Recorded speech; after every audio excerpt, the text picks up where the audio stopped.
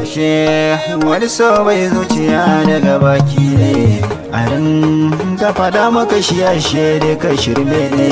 Shi wanda ya kamu da gaskiya ban tausayi ne, dama kowa ya san fure na masoya ne. Zai shiga baya faɗi fitar shi da kuna ne, akwai shi jikin mai yana ta yara ne. Ya za a yi in cire su a wannan tsakani ne, na rinka je sisi taro a jakana ne. Ade na yawance ba ni a ce so ne, mata na daina kula kuma tun da na gane.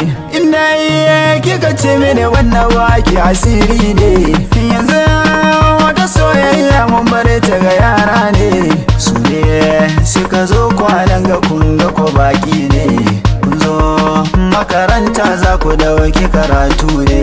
Muna nan can gaba za mu boko masauki ne. Shirin wata soyayya da jin ta mugunta ne, to gara ka zauna haka tun da laluri ne. Fadin sada daɗi aikata shi yawa ne, akwai san gaskiya wasu za su yi mashi ne, amma da wayar samun irin shi galilan ne. To ma matsalar shi ne shi san ga mutaki ne, ba gane mai na gaske da karya ne. Sai an jawo ga ciki kwarai ka ji kaman ne, sai dai ka ji an ce wance za ta yi aure ne.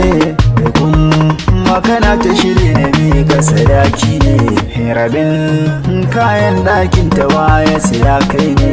Dan kuɗin ka ake so wanga gawan tausayi ne, mata kura ga wani dan wasun mu marayu ne. Cikin tawagar nan ta wasu ko baki ne, nema ya fito kenan gidan su sadauki ne. Jiran sake sai ya farauto shi ne, kudan wani laifin mana sanna mazaje ne. Ado har su ba ku suna zuwa da bugatu ne.